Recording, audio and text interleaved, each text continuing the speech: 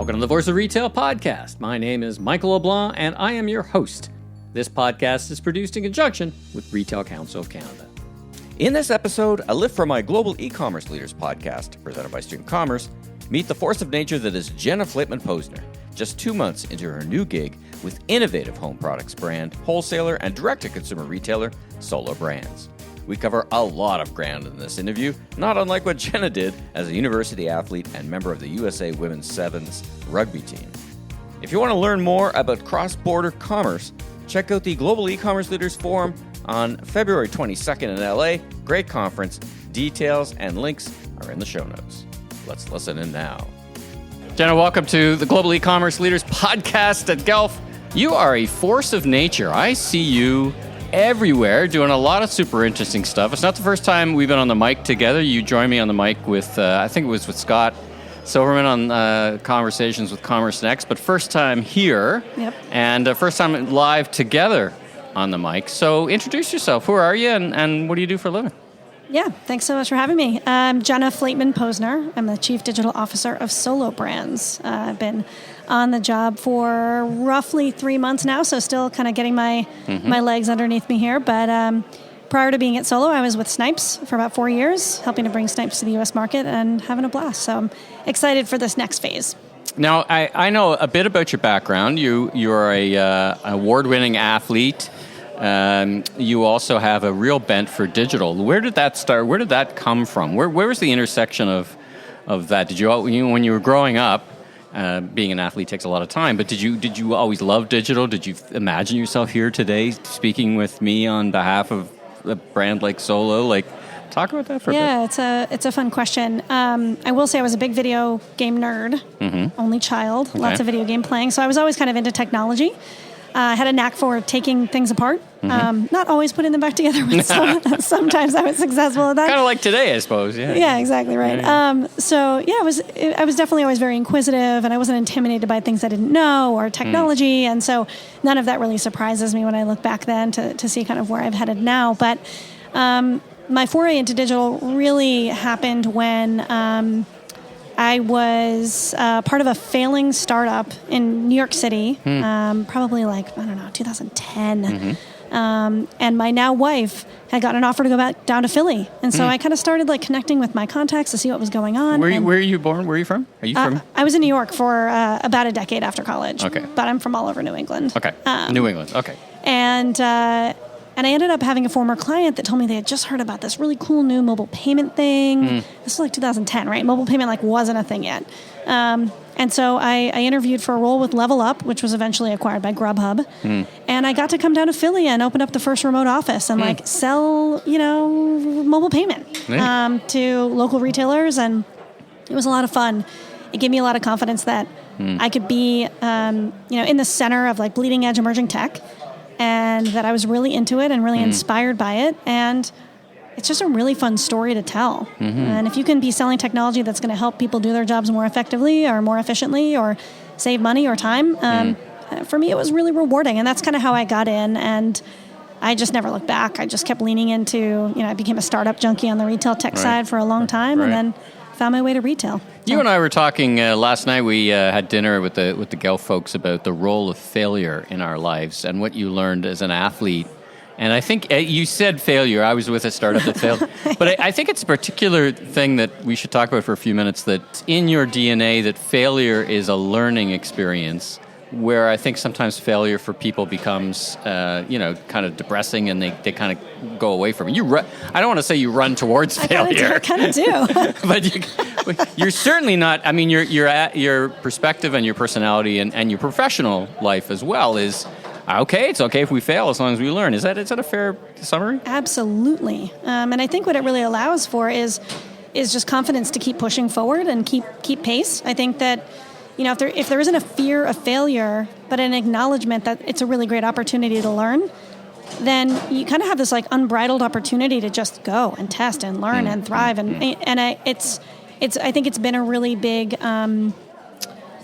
theme in my success as a digital leader, and it give my team the confidence to push the boundaries as well. And we often pause and take a lot of time to retro and take a look back to say, okay, how did that go? Was it good? Was it bad? What could we have done differently? And it's not too dissimilar from watching game tape, right? I was just going to say, right?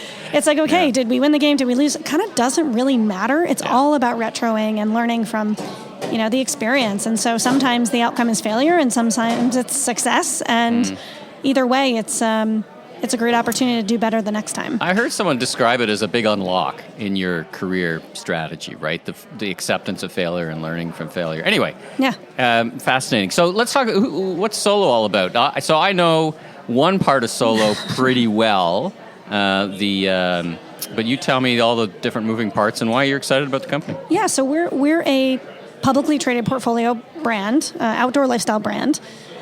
Solo Brands owns Solo Stove, which is the most widely sold smokeless fire pit on the market. Really, really cool product. I actually bought it during the pandemic, so I was a consumer before taking the role, which is kind of cool. We also own Chubbies, which is a men's swimwear and lifestyle apparel company. I'm wearing head-to-toe Chubbies as we speak, by the way. Right? Very fashionable, very nice. And we own a number of other brands. So Oru Kayaks, think the origami of kayaks. It folds up, it's 20 pounds. You can throw it over your shoulder, put it in the back of your car. The origami of kayaks, Yeah, you can fold it up. It's pretty cool. Yeah. And also Isle, which is an inflatable paddleboard company.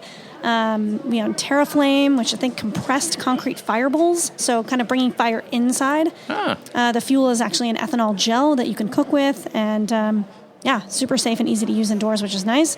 Gets us in the house, which is a kind of exciting path and on our journey.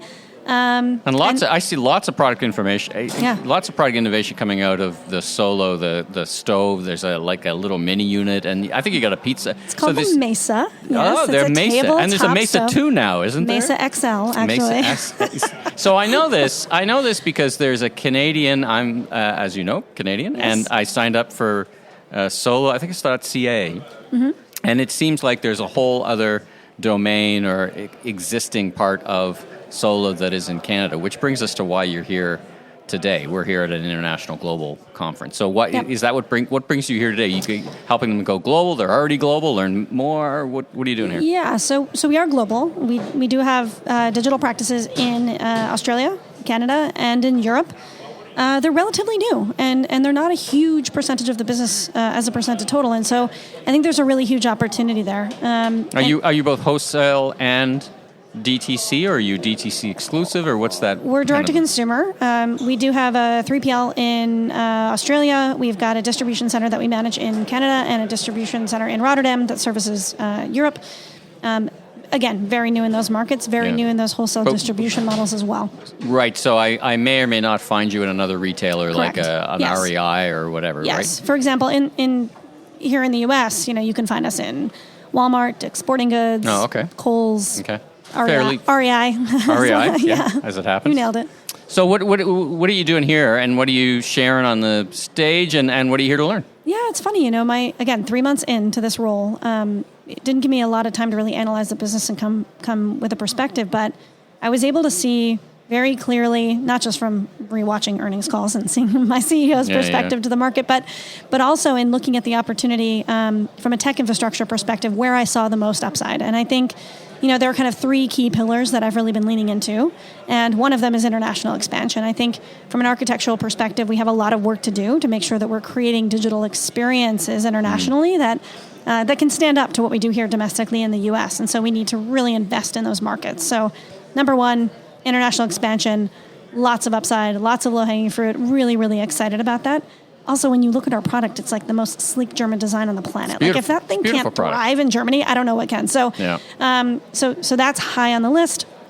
I would say number two is, since 2021 we went public, we acquired a bunch of other brands, and I have a history of doing this with Snipes. Went through 4 acquisitions, and a big part of those acquisitions was focused on merging the equity authority and value of those acquisitions back into the mothership. And so, taking a look with that perspective, that playbook at these acquisitions to understand how do we drive value across the brands, right? We didn't just acquire a product or people or facilities, but we acquired a ton of customer data. And so there's a really cool opportunity from a data governance perspective to really put that data back to work. And I think that's number 2 on the list. And number 3 is really about omnichannel execution. So, we've got this really great, thriving direct-to-consumer business. We have this budding wholesale distribution channel that's really growing.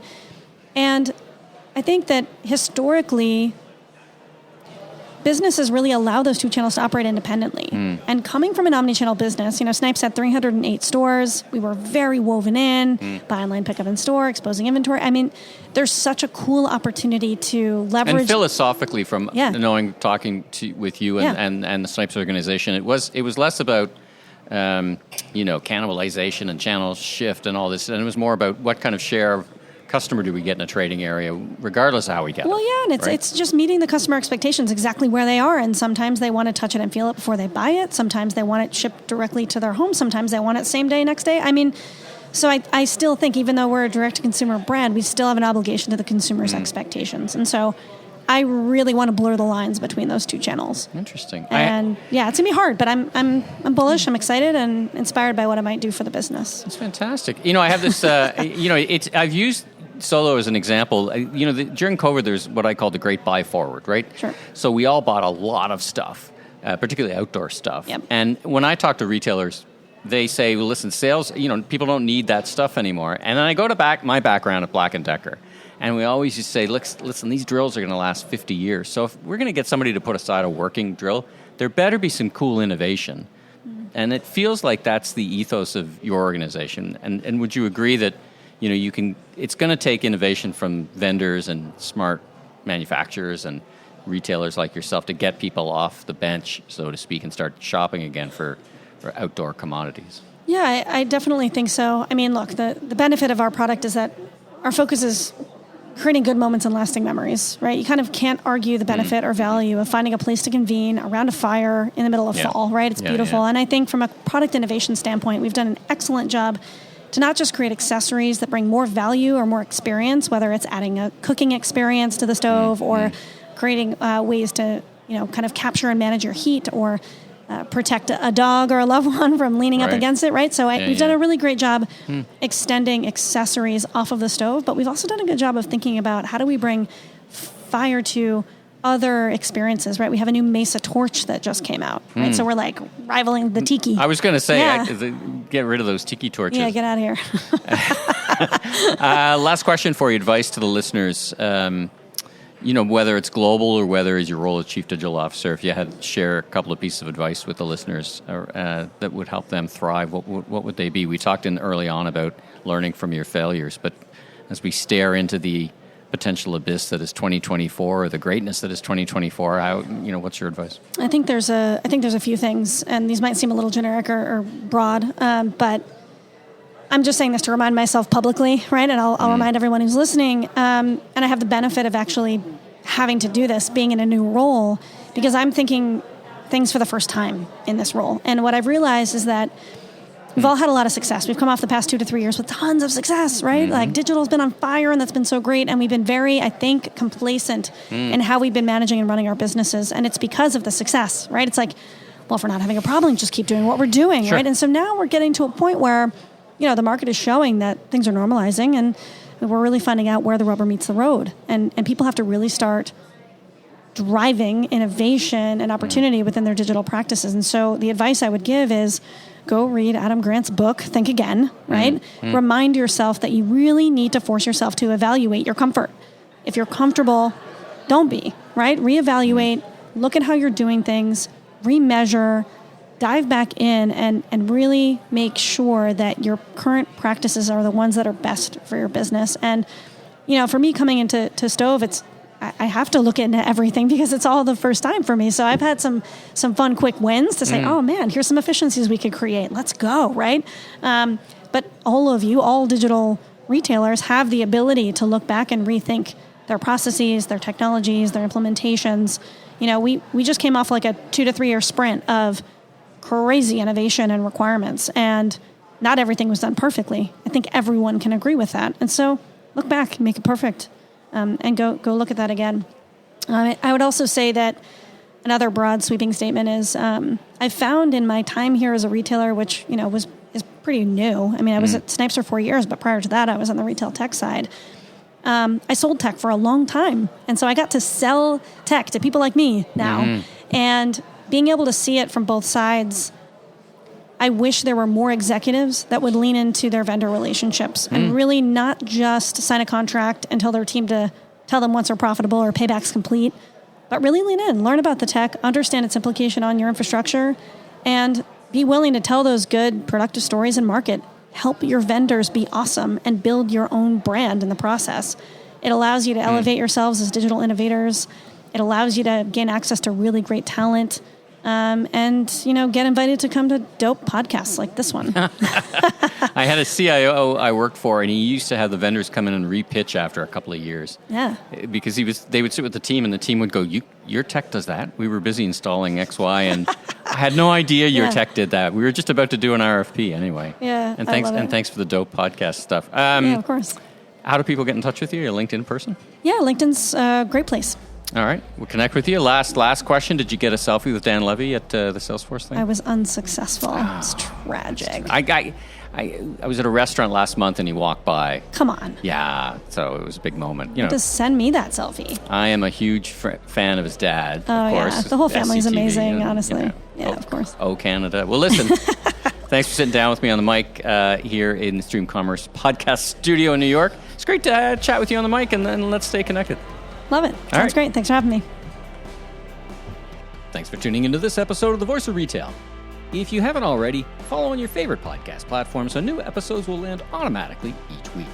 And be sure to check out my other retail industry media properties, the Remarkable Retail Podcast with Steve Dennis and the Global E-Commerce Leaders Podcast. I'm your host, Michael LeBlanc, Senior Retail Advisor, Keynote Speaker, and Rethink Retail 2023 Global Top Retail Influencer. If you want more information, content, or to chat, follow me on LinkedIn.